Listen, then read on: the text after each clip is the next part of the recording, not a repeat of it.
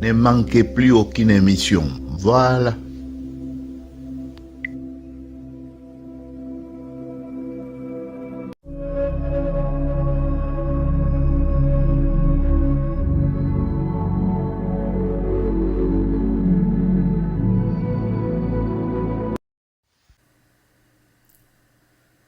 Salut à tous et merci beaucoup pour tous nos spectateurs, pour votre fidélité à votre chaîne Top Chronique TV. Ma joie est très grande et je préfère partager ça avec tous ceux qui ont apprécié notre émission sur le Manyanga.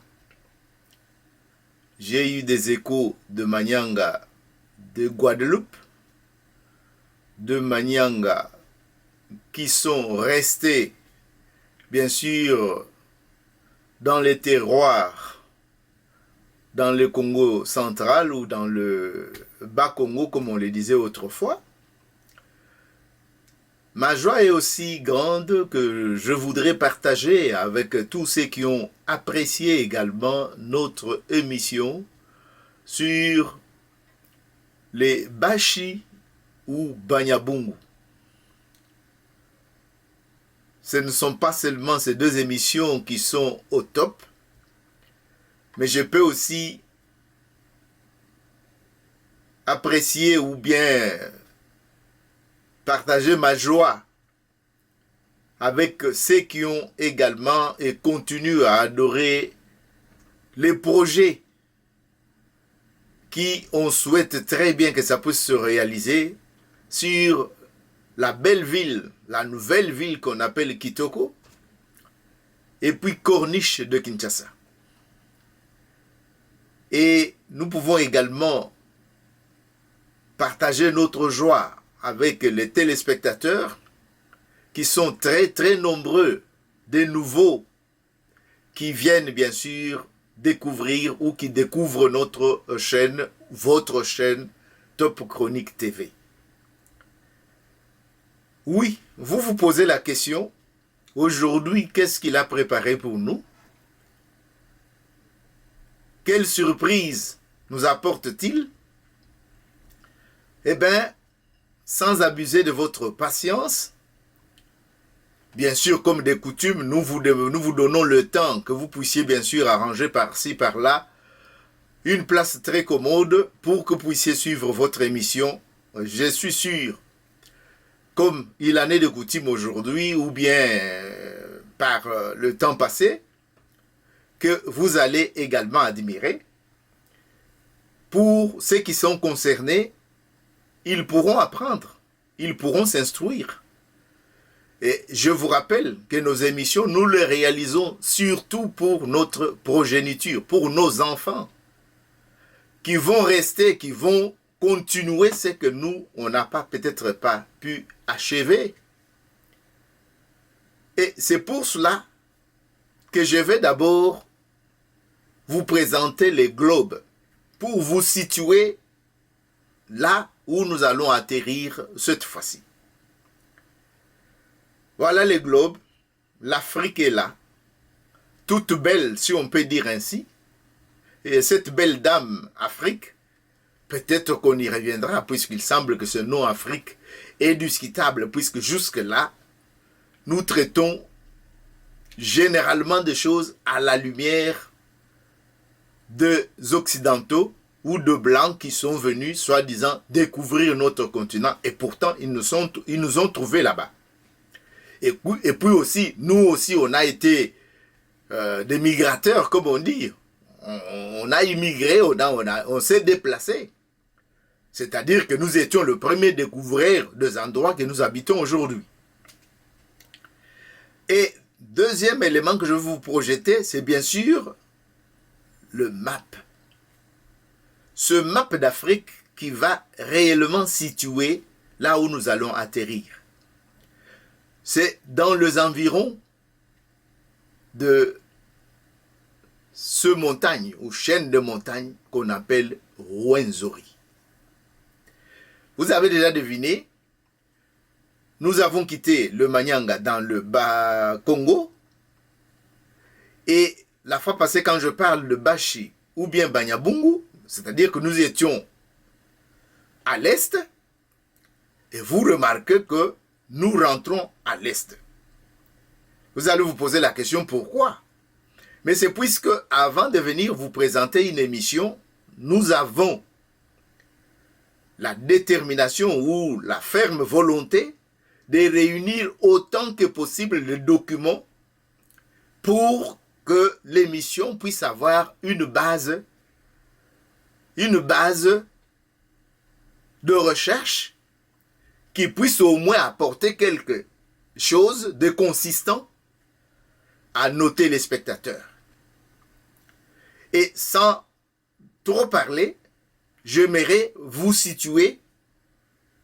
Nous allons atterrir plus précisément. Il n'y a pas encore de précision à ce niveau puisque nous atterrissons au nord Kivu. Et c'est en République démocratique du Congo. Vous pouvez apprécier aussi comment la forêt est dense dans cette région à partir de ces images que Google nous présente. Je peux encore vous approcher de plus en plus avec cette carte. Pourquoi pas avec celle où il y a des noms? Pourquoi pas avec celle qui est aussi en couleur et qui présente les mêmes éléments? Vous avez deviné, nous atterrissons chez le peuple Nandé. Nandé. En mettant Nandé, j'annonce déjà que c'est un peuple bantou. Et le Ba, c'est au pluriel. Et les Mou, Nandé, c'est au singulier. Quand on parle de peuple Nandé, je vous annonce tout de suite que c'est un peuple qui a plusieurs dénominations. Et même l'orthographe fait l'objet de disputes et de discussions. Je crois que jusqu'à nos jours, eux-mêmes ne se sont pas mis d'accord sur l'orthographe. Donc, c'est ainsi que je peux vous présenter ces petits tableaux de variance. Comment les noms nandais varient. Et quand on approche même les noms nandais, ce n'est pas fini. Entre eux-mêmes, ou les gens qui les ont rencontrés, on leur a collé aussi beaucoup de noms. C'est ainsi que nous allons nous donner la tâche aujourd'hui, nous fixer la tâche de poser ces quelques questions ou d'aborder ce point. Au numéro 1, qui sont-ils les Nandais? Ces différentes appellations, qu'est-ce que ça signifie? Nous pouvons aussi nous poser la question, avant d'habiter là où ils habitent, ils viennent d'où? Ils étaient où auparavant? Voir un peu le semi-parcours. Puisque les données qui signalent que nous sommes peut-être tous partis de là où il y a l'Égypte aujourd'hui, occupée par des Afro-Asiatiques, Indo-Asiatiques, on peut dire ainsi. Les traces ne sont pas définissables. On n'arrive pas à reconstituer le parcours jusque-là. Mais les semi-parcours que nous avons, nous pouvons le partager, soutenus par des documents qui sont tombés entre nos mains. Les Nandais ont aussi plusieurs chefferies. Et ces chefs qu'on peut dans leur langue parler de Bakama. Bakama, vous comprenez le bantou. Ba, c'est pluriel. Mukama et consort, c'est ainsi de suite pour les systèmes de la classe régnante.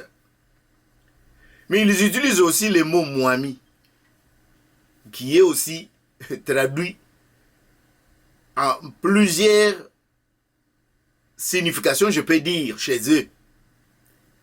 Mais en fait, ce sont des mots d'emprunt. Des mots d'emprunt pour imiter les autres ou pour être comme les autres. Je pourrais déjà signaler que c'est parfois ce qui est à la base du désordre du côté du Kivu là-bas. Est-ce que c'est par imitation? Est-ce que dans leur culture, on retrouve le base qui peuvent signaler qu'il y avait des chefferies et qu'il y avait des moimis?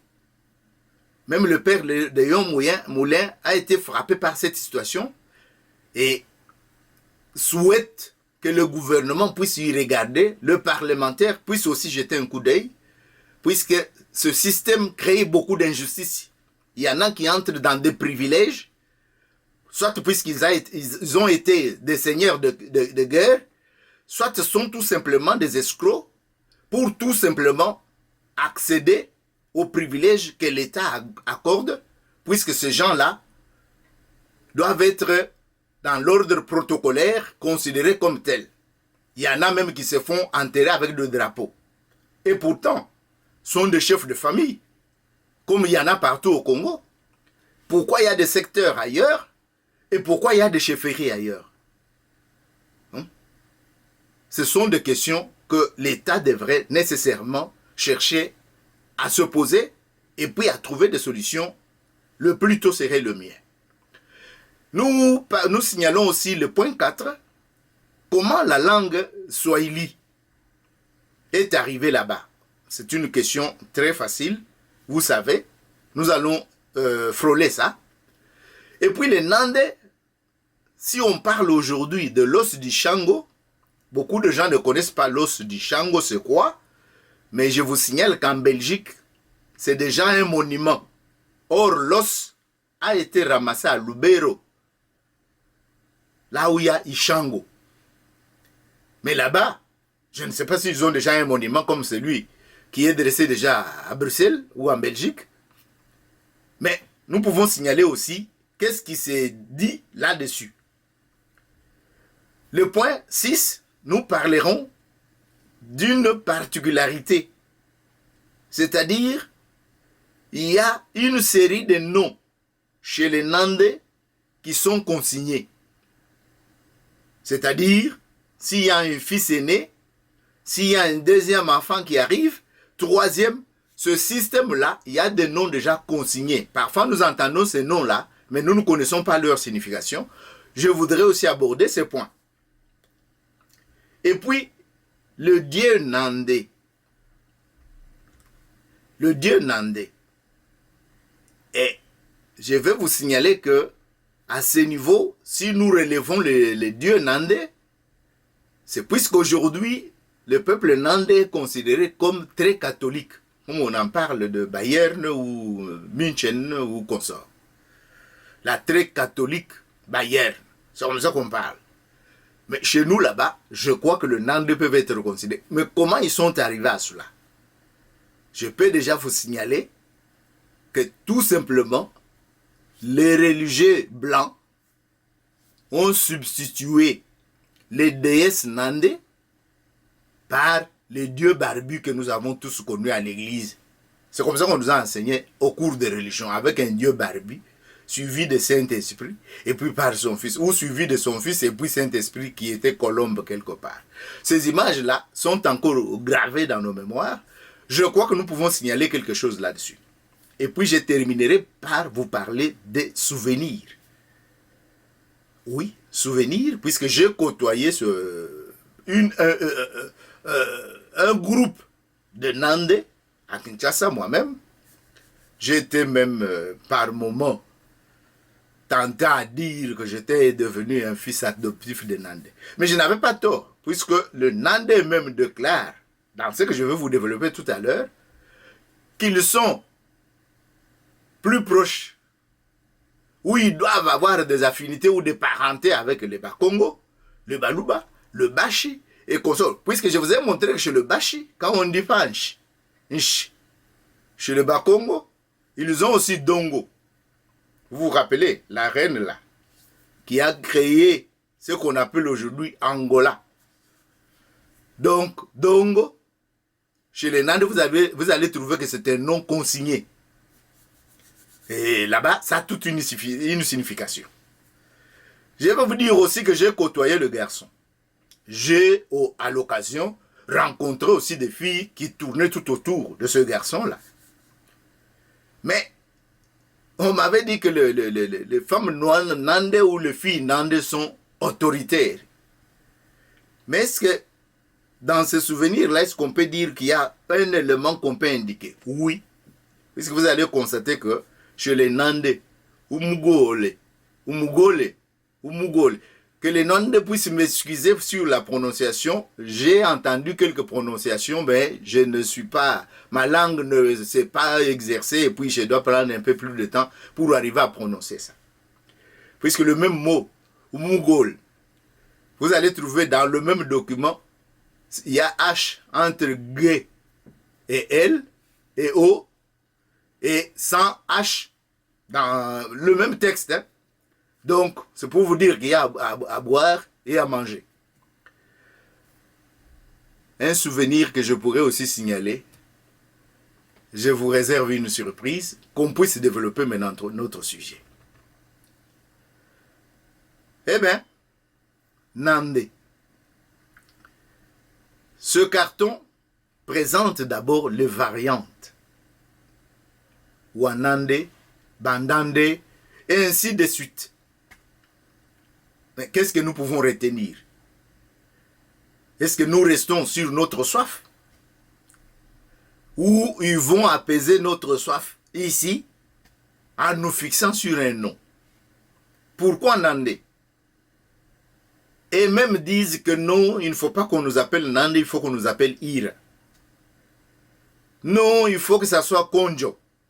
Ah, je fixe déjà que Konjo, ça peut être clair, puisque Konjo, ce n'est pas ceux qui sont au Congo qui sont appelés Konjo. Ou Konzo. Mais vous trouverez aussi Ira avec H. Ou Ira sans H, seulement I-R-A.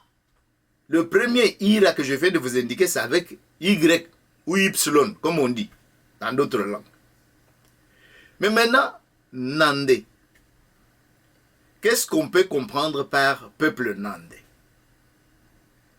Là, il y a une explication que j'ai trouvée dans quelques documents. Là, ça me pousse à vous parler, à recourir à l'histoire, qui indique que les Nandais ont été visités par les Arabes à la recherche des ivoires, à la recherche des esclaves. Et dans cette recherche, chaque fois qu'ils arrivaient, comme les Nandais sont dans la région montagneuse, et dès qu'ils avaient la nouvelle que les méchants s'approchent de plus en plus de leur territoire, ils prenaient fuite. Et le premier qu'ils ont pu attraper, ils lui ont posé la question, où sont les autres? Et il aurait répondu, Wanaenda. Et Wanaenda, les Arabes ont cru que c'est leur nom. Vous vous rappelez encore de l'émission que je fais dans le Haut-Zaïre. C'est presque la même chose. Wanaenda les a collés. Quand les colons belges qui venaient pour chasser les chasseurs d'esclaves, les chasseurs d'esclaves et d'ivoire, qui venaient faire de razzia dans nos territoires, ils ont trouvé l'usage de ce nom-là. Et surtout qu'ils étaient accompagnés des Arabes et des Wangona, donc les Zanzibarites, puis les Tanzaniens qui étaient déjà en contact avec les Arabes, puisqu'ils progressaient de plus en plus jusqu'à venir recruter, par exemple, Ngongolutete, Lumpungu, Panyamutombo, de notre côté pour faire souffrir nos frères Balouba. Et les colons ont pris ces noms-là. D'abord le prêtre, puisque ce territoire où se trouve le Banandé a été fixé comme territoire congolais après 1915. Puisque la fixation des frontières qui a commencé en 1910 s'est terminée en 1915.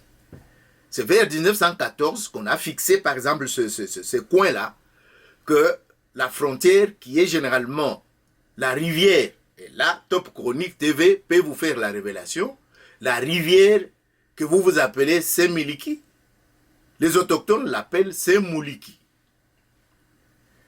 Maintenant, en avançant, je pourrais vous parler de l'autre nom, bien sûr, de lac Albert, qui se trouve aussi dans les parages. Maintenant, ce lac ou ces rivières, les autochtones ont donné leur nom, que beaucoup ne connaissent pas. Top Chronique TV va vous aider à les connaître. Et les Swahili qui utilisaient les Arabes, les Wangona, les autres chasseurs d'esclaves et d'ivoire, il y a l'appellation Wanande.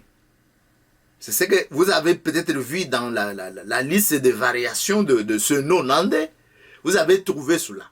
Alors, s'il y a Wanande, comme ils sont bantous, les Wa ne viennent pas de bantou, ça vient de swahiliphones. Donc, la langue qui est mélangée, et c'est pour cela d'ailleurs qu'on a refusé, les Belges ont refusé que ça soit une langue nationale, puisqu'il y a trop de mots étrangers, la langue influencée à plus de 80% par l'arabe. Donc, vous venez d'entendre à peu près l'explication de Wanande ou Banande. Mais le Banande même ne semble pas apprécier qu'on les appelle Nande. Ils disent que le nom qui est d'origine serait le Ira, Bahira. Mais les écrits que moi j'ai trouvés, le mot Bahira ou Ira est aussi discutable. Mais avant de vous parler de Ira, j'aimerais quand même partager avec vous l'élément de groupe de Nandé. Chez les Nandés, on trouve combien de groupes?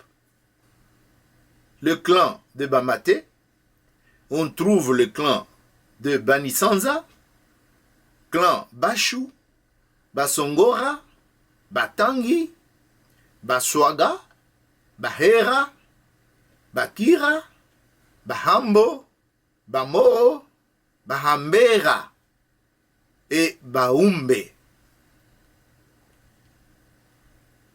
Les différents groupes ici sont dirigés par des chefs de famille. Il y a un Monande qui précise que chez le Banande, on ne peut pas trouver un roi principal. C'est comme leurs frères Baluba, qui sont bantous également. Ce sont les gens très indépendants. Ils n'aiment pas être écrasés par un seigneur qui se croit tout puissant et consort. Non, chaque chef de famille s'organise. Quand on dit ici chef de famille, je peux ouvrir une petite parenthèse en vous disant que les chefs de famille, dans le système Luba, tout comme Nandé j'ai trouvé, il y a la classification de garçons, comme ils sont patriarcat. Il y a la classification, le premier garçon a un rôle à jouer, le deuxième garçon a un rôle à jouer, le troisième garçon a un rôle à jouer. Comme par exemple chez les Luba, on prendra par exemple le fils aîné. S'il est suffisamment intelligent pour exercer ce rôle-là. Sinon, le deuxième peut le remplacer. Mais chez le Benande, ce rôle semble être consigné. Le premier a un rôle consigné, le deuxième rôle consigné. Je peux vous signaler déjà que, par exemple, le rôle de chef religieux, qui doit faire la cérémonie annuelle, la cérémonie religieuse annuelle, ça doit être le deuxième garçon qui est préparé même pour ça, qui a une mort qu'on appelle cérémoniale, de telle manière qu'il soit l'intermédiaire entre le vivant et le mort, les esprits et les êtres physiques, vous et moi. je ferme vite la parenthèse pour rentrer au point que j'étais en train de vous développer. Donc, nous avons parlé de Bahira. Les Bahira que les Nandais semblent préférer par rapport au terme Nandais, il y a les auteurs qui disent que quand, il y en a deux que j'ai trouvés, dans les déplacements de Nandais, il y a eu les Tchouézi, et il y a eu les Hamites, et il y a eu les Héma. Que finalement, les Bakama, donc la classe régnante de Nandais, qui les ont pris dans leur convoi, ou dans leur déplacement, et comme ils étaient minoritaires parmi eux, les classes régnantes les ont réduits au rang de serfs, c'est-à-dire de gens de basse classe qui devraient servir la classe régnante. Et on les a appelés Bahira dans la langue Nandé. Donc, le Bahira que semble dire le Nandé, que c'est un terme traditionnel que nous préférons adopter, puisque vous pouvez trouver ça dans le film qu'on a tourné sur le Nandé. Celui qui parle, il dit qu'il préfère le terme Ira, mais je ne sais pas s'il comprend cette signification ici, puisque d'après les documents, les Bahira, c'était des serfs, des gens de basse classe, asservis, qui devraient servir la classe régnante de Bakama. Et ces gens ne peuvent jamais donner le nom à ces groupes de Nandais qui se considéraient Bakama, par exemple, en ce moment-là. Je pourrais donner un exemple, c'est que les Tutsis considèrent, par exemple, au Rwanda. Bien sûr, nous savons que c'est du mensonge, qu'eux sont des seigneurs, les autres sont leurs esclaves, comme ils veulent bien le dire quand on leur donne l'occasion d'ouvrir la bouche. Donc, c'est à peu près ça, ce qui fait que le mot Bahira, nous lançons la discussion chez les Nandais pour qu'ils puissent trancher, puisque eux-mêmes n'arrivent pas à trancher sur tous ces mots. Maintenant, troisième nom que j'ai cité, c'est Bakonjo. Konzo. Vous allez me poser la question, mais Konzo, Bakonjo, qu'est-ce que nous allons retenir? Ce n'est pas à moi de vous fixer là-dessus, puisque les bananes eux-mêmes ne sont pas arrivés à fixer les gens sur ce mot. Puisque le même mot a plusieurs orthographes. Mais pour le moment, je pourrais peut-être vous parler en expliquant Konjo, parfois avec D, parfois sans D, c'est-à-dire avec J et O, et Konzo. Là, l'explication est bien simple. Dans le déplacement, le grand groupe Nandais qui a traversé la rivière Semuliki, ou Semliki, s'est retrouvé au Congo. Il y a un petit groupe qui est resté. Un petit groupe qui est resté. Il semble que ce groupe, aujourd'hui, est évalué à 1 million de population en Ouganda. Donc, c'est leurs frères et sœurs. Je vous ai cité les Bamaté, les Batangi, Banisanza. Tout ce groupe-là se retrouve aussi en Ouganda. Ce qui est aussi à la base du désordre, puisque qui on recrute là-bas comme ADF, c'est le même, qui parle le même dialecte. Et quand ils se retrouvent chez leurs frères, il est difficile que tu puisses distinguer qui est autochtone, puisqu'ils se déplacent dans ce milieu-là, comme chez eux. D'ailleurs, moi, dans ce milieu, vous a dit que quand un chef Nandé part en Ouganda pour trancher les palabres, il est chez lui, puisque c'est la frontière coloniale qui les a séparés.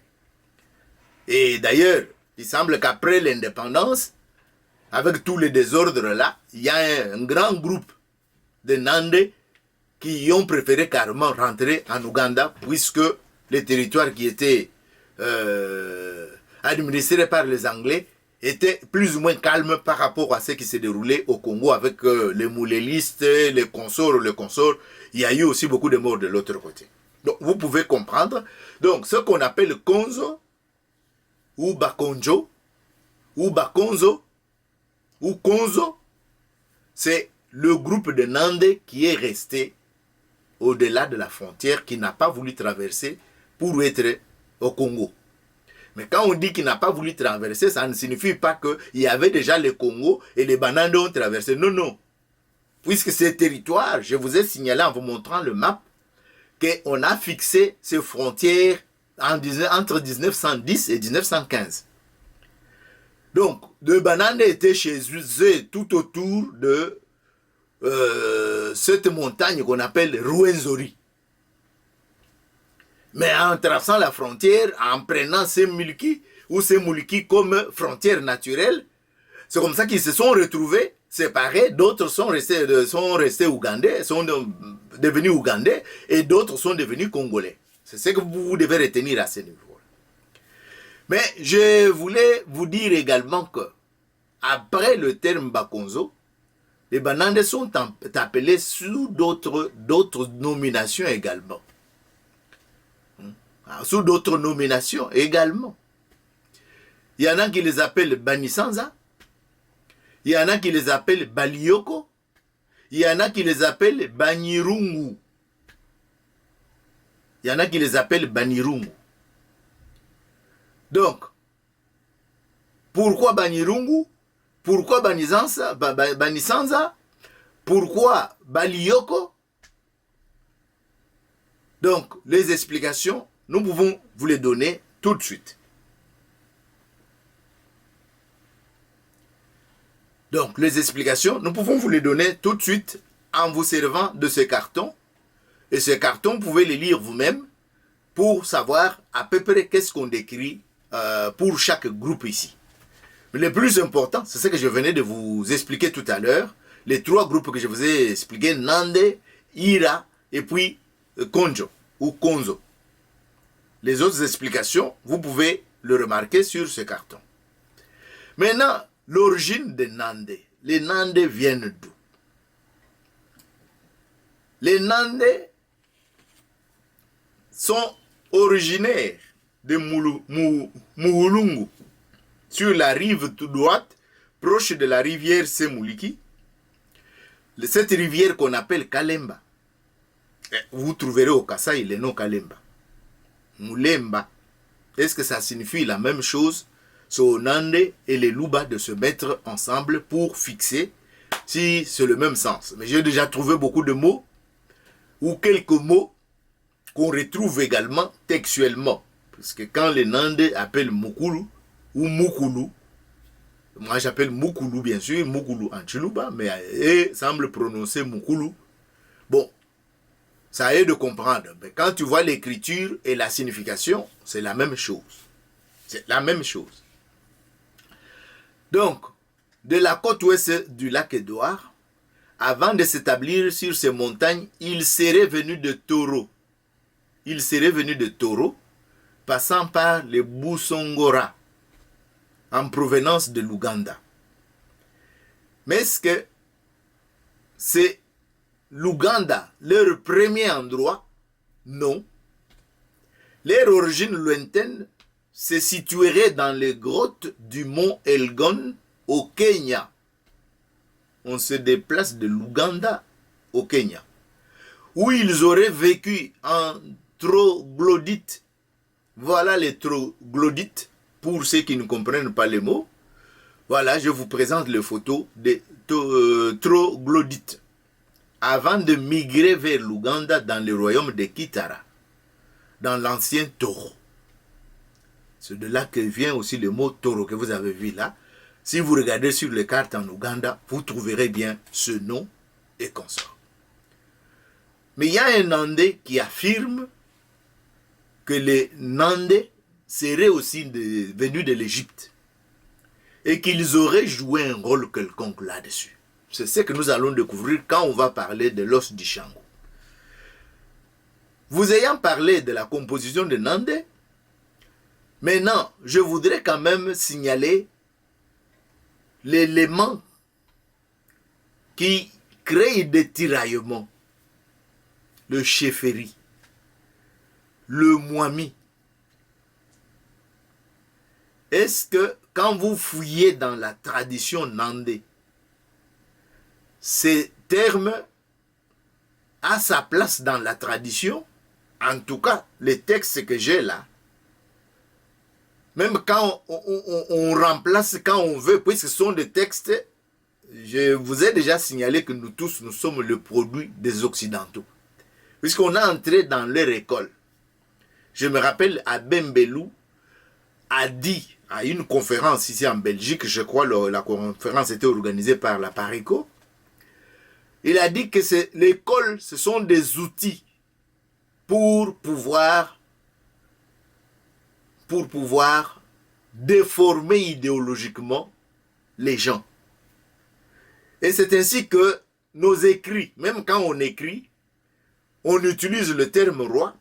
Est-ce que quand on utilise le terme roi, on a les mêmes implications qu'on a à l'origine du mot roi? Puisque même si Mwami signifiait roi, est-ce que dans notre conception du système politique, est-ce que ça correspond au roi tel que les Occidentaux ont transposé le mot? En tout cas, je ne suis pas sûr dans les recherches que j'ai effectuées ici.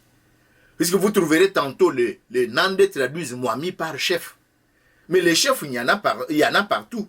Même dans la famille, entre papa, maman et les enfants, ils reconnaissent quand même que dans ce foyer-là, il y a quand même un chef.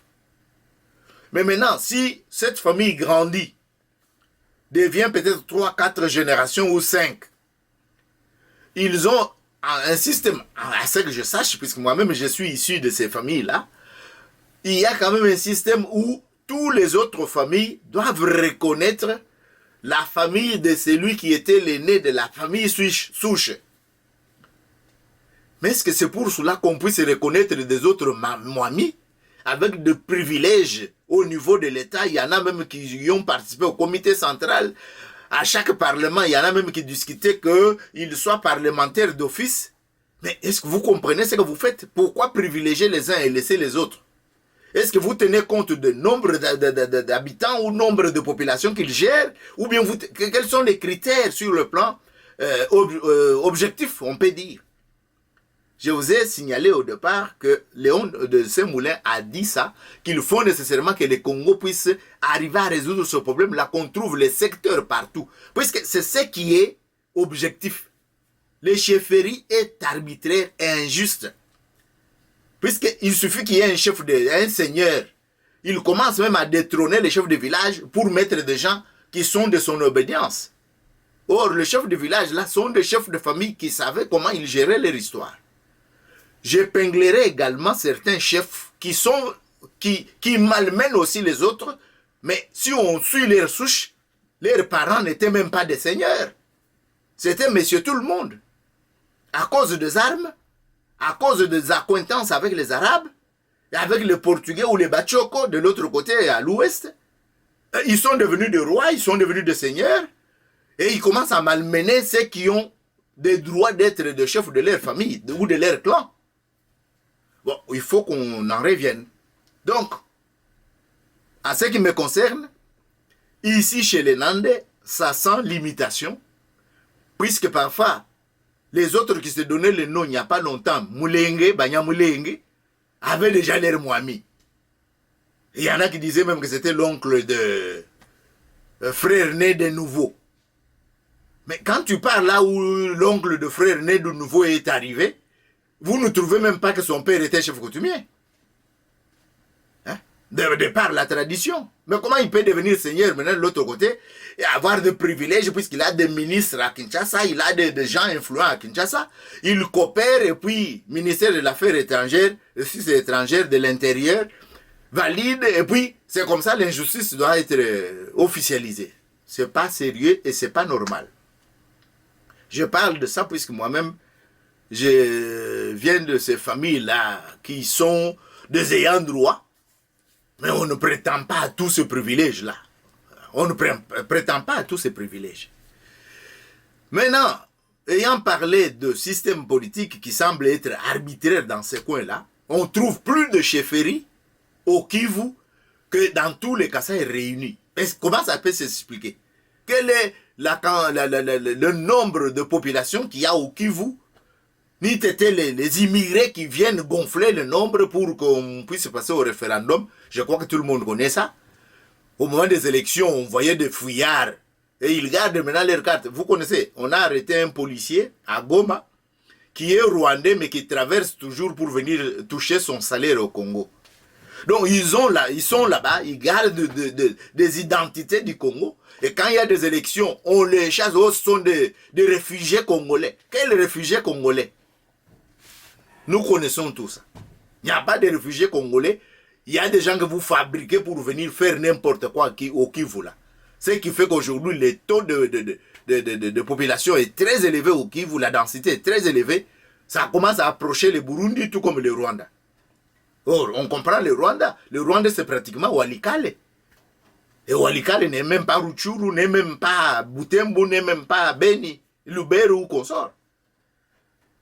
Mais comment le Kivu s'emplit de gens qui commencent à prétendre nous sommes 700 000, nous sommes 1 million, nous sommes 200 000. Mais ils viennent d'où?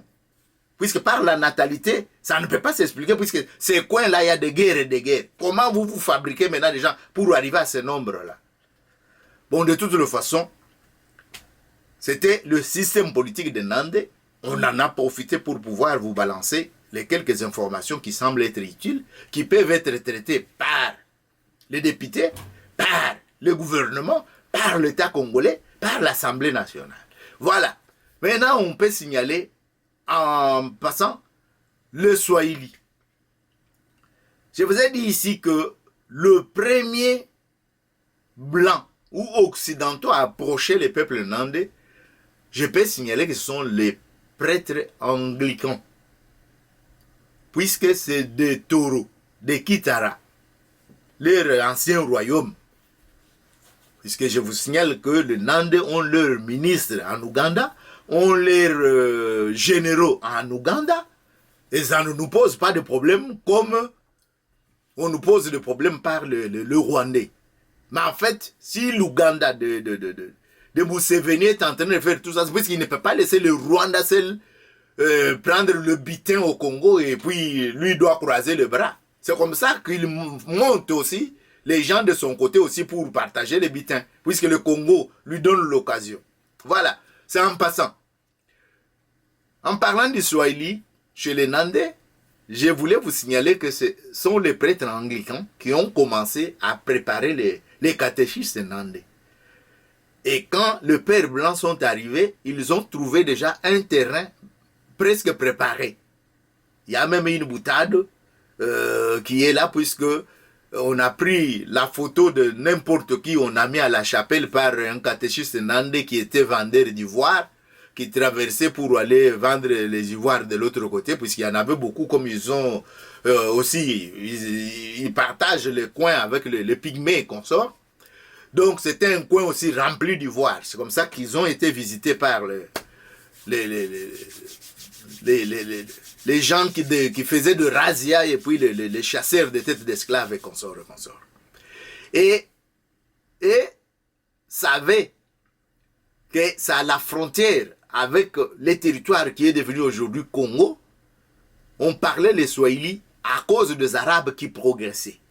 Puisque vous savez que Tipo était même devenu gouverneur de cette région-là, où dépendait aussi, les contrées nandais dépendaient aussi de la contrée du Haut-Zaïre ou au Congo en ce moment-là.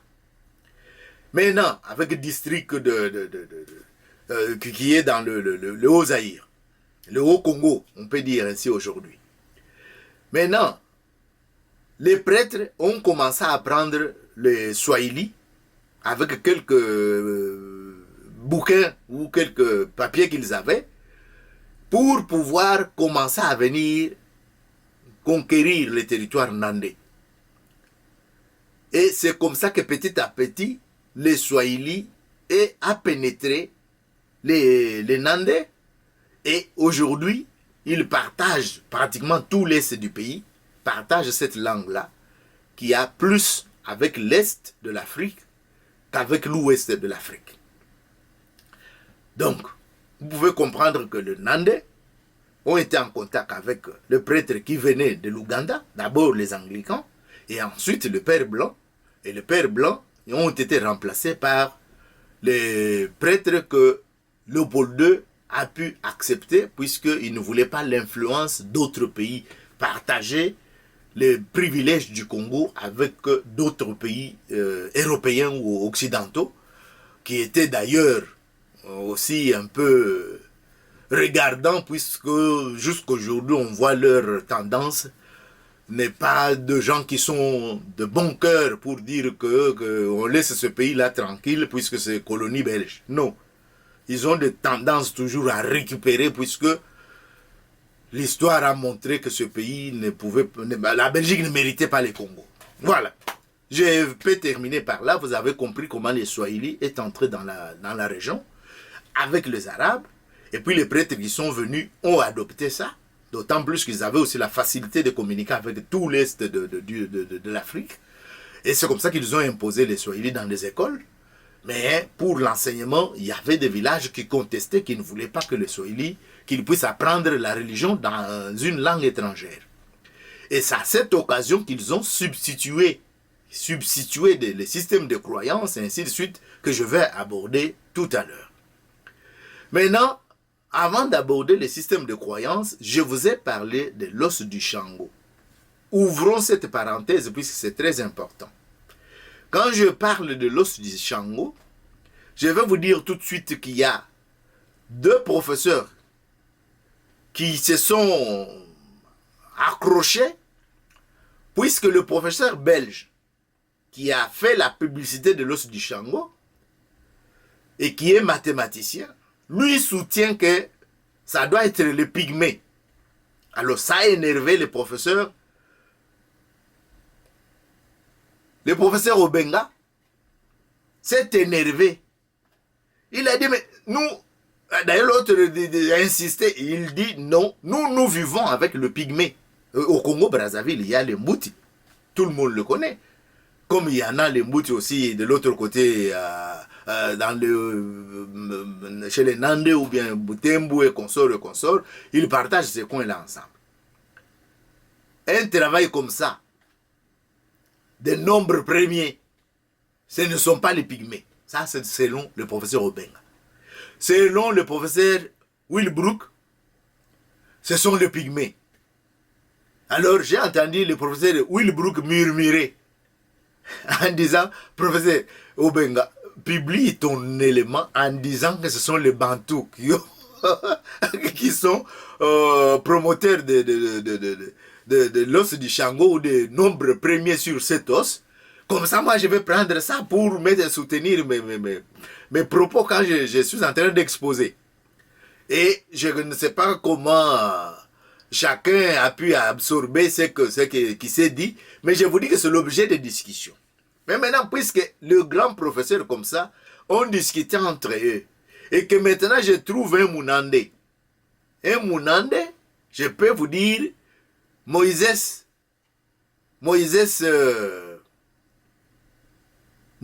qui a sa page internet que je peux vous montrer, et Moïse dit que l'os du Shango, comme il a été ramassé à Lubero, Shango se trouve à Lubero, donc vous pouvez voir cette carte, c'est écrit là, Shango, dans le territoire de Lubero, ce sont les Nandés. Et il signe Mordicus, il dit que les noms matés, vous avez vu les groupes, les clans des Nandés, que je vous ai présenté au-dessus là-bas, il y a un groupe qu'on a dit Bamaté. Et vous allez remarquer les conflits toujours orthographiques. Donc l'orthographe chez les Nandés, c'est difficile qu'on puisse savoir quelle orthographe. Bamaté, c'est écrit sans H. Mais ici, le monsieur, quand il écrit Maté, Kamaté ou Bamaté, il dit que c'est ce mot qui a donné l'autre mot mathématique. Puisque Maté est dedans, avec H, mais sans accent. Donc, vous comprenez, c'est quelqu'un qui signale. Mais je ne dis pas que je lui donne raison. Mais comme il signale ça, nous, Notre rôle, Top Chronique TV, c'est de faire du bruit. Bien sûr, on refuse, on dit que le président du Congo est dans les bruits. Mais ce sont les bruits très intelligents. Oui, ce sont des bruits pour que les chercheurs soient poussés à aller peut-être plus loin. C'est une hypothèse. Quelqu'un peut-être peut faire un sujet de recherche là-dessus.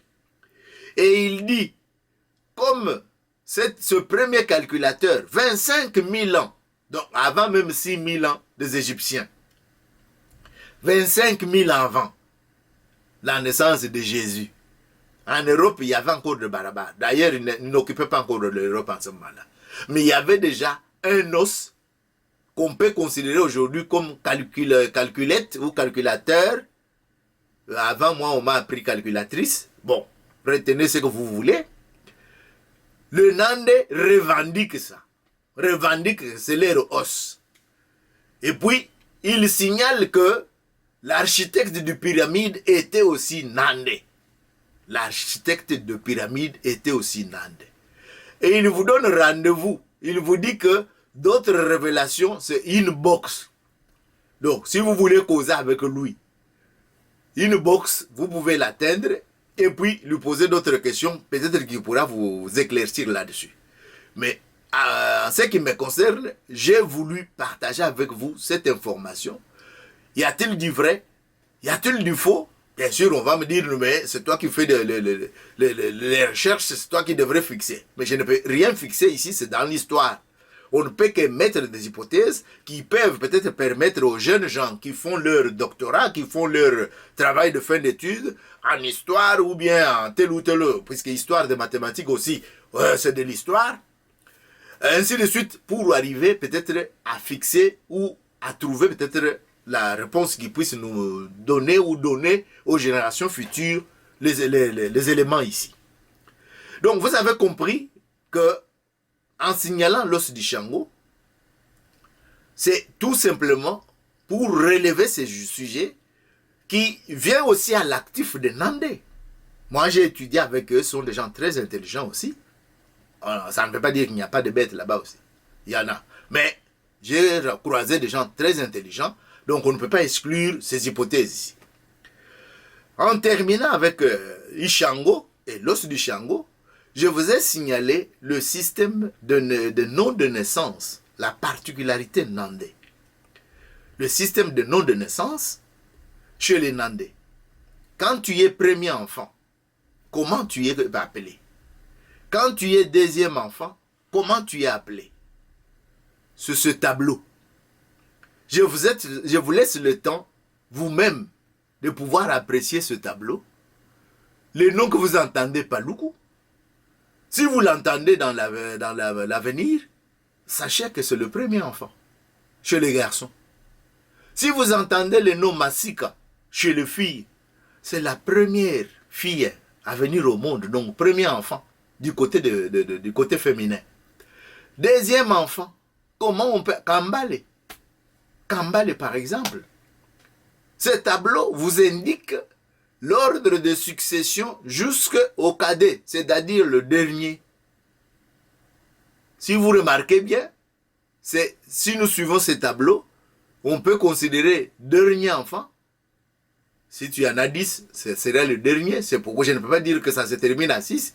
S'il y en a 10, et ainsi de suite, mais on n'a pas dit le 7e s'appelle comment, le 8e s'appelle comment, mais on a donné de l'importance aux 6 premiers. Le dernier cadet est appelé Dongo. Donc vous-même, à partir de ce tableau, vous pouvez déjà savoir pourquoi on appelle tel Mboussa. Mboussa Nyamouissi. Pourquoi on appelle tel ministre Paloukou. Pourquoi on appelle Moïndo. Mais Moïndo n'est pas sur cette... S'il est là, bien sûr, vous pouvez bien sûr comprendre que c'est cela. Et l'ordre est indiqué. Ainsi de suite. Quand je parle de Moïndo, vous avez compris, ça me vient puisque Moïndo Nzangi est le ministre. Voilà qui nous amène à parler un peu de Dieu de Nande. Les catholiques qui sont venus ont cherché à substituer le système Nande pour le remplacer par le système des Occidentaux. Parce que les Occidentaux nous disent que leur religion vient du Moyen-Orient, chez les Juifs, et puis chez les Arabes. Et qu'ils sont monothéistes. Et pourtant, nous, Africains, on était monothéistes les Arabes et les consorts n'étaient pas encore... D'ailleurs, on a trouvé, aujourd'hui, avec l'étude des hiéroglyphes, on a trouvé que tous les systèmes d'écriture, jusqu'en Chine, même le maya, proviennent des hiéroglyphes qui ont été commencés en Égypte. La preuve d'ailleurs, c'est l'os du Shango que je viens de vous parler. Les nombres premiers, 25 000 ans avant. Peut-être que ça vous dépasse dans l'imagination de comprendre que 25 000 ans, quand on parle de Pharaon, 6 000 ans avant Jésus-Christ. Donc, vous pouvez imaginer 25 000 avant. Donc, je vais vous parler de substitution. Pourquoi substitution? Mais puisque le Dieu suprême de Nandé semble prendre le préfixe qui désigne la maman, génitrice, qui engendre. Or, comment le concept de Dieu mâle pouvait naître dans la tête de Nandé quand aucun homme chez les Nandé n'engendre, ne met pas au monde? Puisque même quand on dit que l'homme engendre, mais le concept dans la tête était que l'homme a déposé une graine chez la femme, et là, c'est la femme qui sortira l'enfant. C'est simple. Et ça ne demande pas beaucoup de magie. Mais le système occidental, vous allez trouver qu'il y a un Dieu le Père, mais qui n'a pas la déesse mère. Et ils ont pris déesse mère quand on dit que c'est la mère de Jésus, fécondée par le Saint-Esprit. Bon, je ne veux pas entrer dans ces diatribes. On est chez les Nandé. Mais chez les Nandé, c'est clair. Ils vous disent Nyamuhanga. Nya, c'est la mère de. La mère de Muhanga. Nyamuhanga. Et puis, deuxième, qui est le dieu de Ruwenzori. Déesse plutôt, de Ruwenzori, Nyavingi. Et chez les Nandé, quand on dit Nya, Nya Mputu, c'est-à-dire la mère de Mputu, génitrice de Mputu. Ça n'a pas de confusion possible. Mais le blanc arrive, il pénètre dans le vocabulaire nandé et il a réussi à pénétrer dans le système. Puisqu'aujourd'hui, quand tu poses la question à un Mounandé, il va te dire Nyamuhanga, c'est le Dieu suprême qui a créé la terre et les consorts et consorts. Et dans l'esprit des jeunes gens d'aujourd'hui, Nyamuhanga, c'est un homme. Mais ils oublient que les Nya qui est au début là, dans leur langue, dans leur culture, dans leur concept, c'est Nya, c'est la mère de. Que ça soit Nyamuhanga, que ça soit Nyavingi, la mère de. Je n'entre pas du côté politique puisqu'on va parler des reines. Toute femme, surtout la première, mère chef, ils ne disent pas autre chose, ou Mougole, la reine. Mais quand on doit dire mère de, qui engendre, qui donne naissance, c'est Nya, Nyagasoki. Donc, c'est sans discussion. Mais les Blancs ont réussi à faire cette substitution. Tous les Nandés, tous les écrits qu'on donne, puisqu'on a pris les prêtres qui sont de ce milieu, qui imposent le système occidental. Peut-être qu'il y aura des réformes plus tard, mais pour le moment, tout celui qui fait son travail, ses écrits, les diocèses, tous cherchent à faire croire aux gens que c'est Jésus et Dieu le Père, qui sont représentés par Nyamuhanga et consorts et consorts. Avons demandé de trancher ces palabres-là. Mais nous, on a constaté qu'il y a une substitution. Parce que les Nandés n'étaient pas des êtres à accepter quelque chose qui ne touche pas à leur concept. Sinon, ils auraient changé ça. Ils auraient mis peut-être Lume Muhanga ou consort, puisqu'ils disent Nyoko Lume, la tante. Nyoko, que nous trouvons chez les Baluba. Nyoko, ta mère. C'est ça, Nyoko Luba. Tout ce qui est Nyoko, si c'est tante, on ajoute Lume. Et Lume, vous savez que même les Nandais connaissent que les mou, qu'on peut mettre mou Lume. Si on fait un trait d'union entre mou et Lume, mou, les Nandais disent que ça signifie Muntu. Muntu. Donc, comme les Balou aussi, Muntu. C'est de là que vient le mot Bantu. Muntu. Donc, vous comprenez que quand on entre dans l'esprit même, les concepts, le vocabulaire nandais, il n'y avait pas question de Dieu ici, il y avait question de déesse. J'ai dit que nous remuons ces choses pour que nos jeunes gens soient préparés à un esprit analytique. Et Nyaving, que je viens de vous citer, les Nandais disaient que c'est la déesse de l'abondance, la déesse de Ruwenzori. Ruwenzori, avec la neige et avec la forêt, arrive à donner l'abondance. Les Nandais ne manquent de rien ici, en tant que peuple agriculteur. D'ailleurs, quand ils ont découvert cette terre, ils ont dit aux autres qui étaient restés en Ouganda, ici, nous sommes gâtés. Venez vite qu'on puisse remplir tout ça, puisque les autres risquent de venir se les disputer avec nous. Voilà.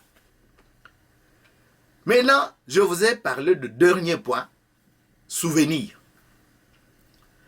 En parlant de souvenirs, j'ai retenu par exemple Omugole, reine. La femme qui est considérée comme reine. Est-ce qu'on peut comprendre que c'est par ici on dit que les femmes nandées sont autoritaires?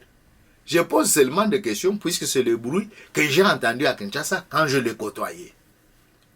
Mukulu, Bakama, chez les Nandais, ce sont deux personnes qui règnent.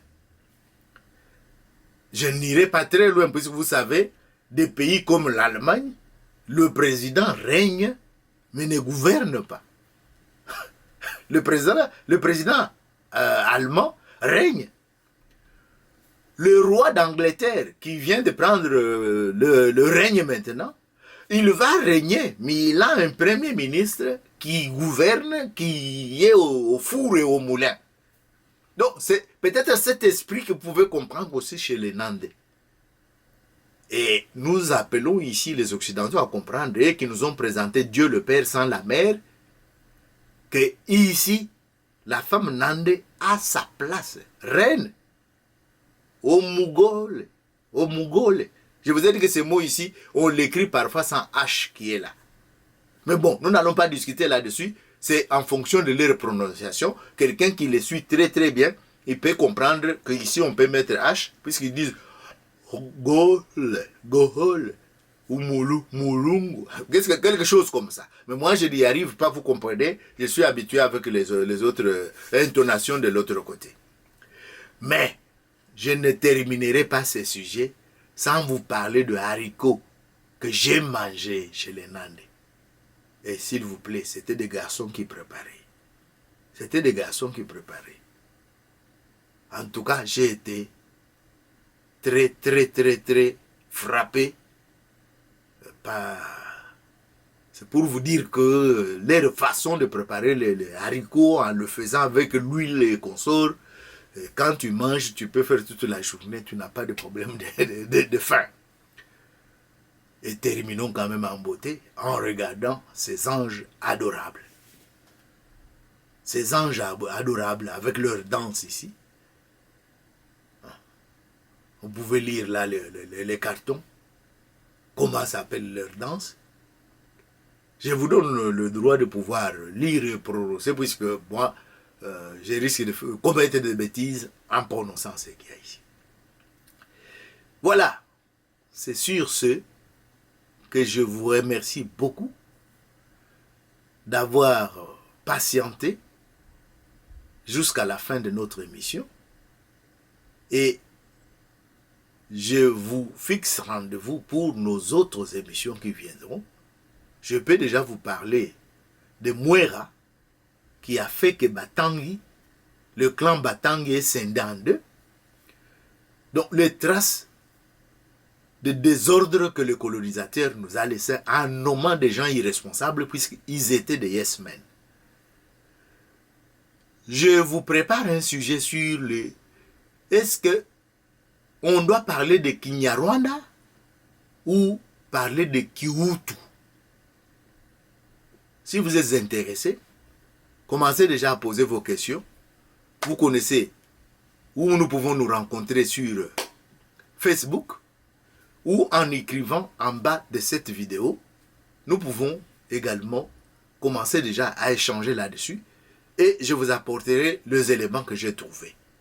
Il y a même un élément que je pourrais aussi préparer sur l'aventure de Balouba chez les Nandé là-bas, ou le transfuge de la révolte qu'on a appelée autrefois Batetela. Or, les Boulouba qu'on a retrouvés chez les Nandé, avec témoignage d'un prêtre, n'est pas Moutetela. Bon, s'il est Moutetela, on pourra peut-être me le prouver. Voilà, vous êtes avertis. Et sur ce, je vous dis merci et à la prochaine.